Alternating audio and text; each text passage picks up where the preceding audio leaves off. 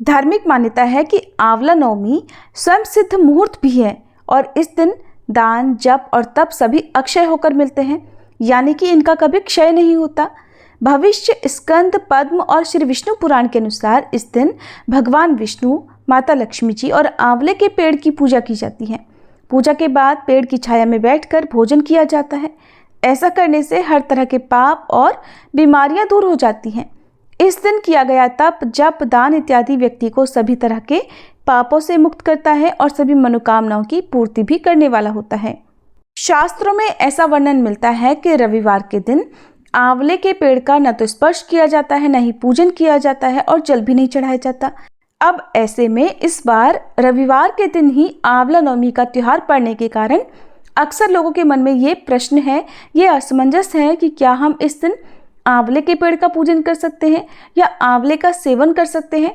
तो आज की इस वीडियो में ये सारी बातें आपको बताएंगे। उससे पहले जानिए आंवला नवमी के शुभ मुहूर्त के बारे में। हर साल कार्तिक शुक्ल नवमी तिथि के दिन ही आंवला नवमी का त्योहार मनाया जाता है और इस बार 9 नवंबर शनिवार को रात 10:46 से तिथि प्रारंभ हो रही है, जो कि अगले दिन यानी 10 नवंबर रविवार को सारा दिन रहने के बाद रात 9:01 पर समाप्त होगी। ऐसे में क्योंकि 10 नवंबर रविवार को उदय तिथि के अनुसार भी नवमी तिथि है और सारा दिन भी इसी दिन रहने वाली है, इसलिए केवल और केवल 10 नवंबर रविवार को ही आंवला नवमी का त्योहार मनाया जाएगा, जिसे अक्षय नवमी भी कहते हैं। इस दिन सूर्योदय होगा सुबह 6:41 पर, सूर्यास्त शाम 5:39 पर होगा। ब्रह्म मुहूर्त सुबह 5:05 से 5:33 तक। अमृत काल सुबह 2:52 से 4:22 तक रहेगा। अभिजीत मुहूर्त सुबह 11:48 से दोपहर 12:32 तक रहेगा। धनिष्ठा नक्षत्र सुबह 10:59 तक रहेगा और बाद में पूरा दिन शतभिषा नक्षत्र रहने वाला है। राहु काल शाम 4:30 से 6 बजे तक रहेगा।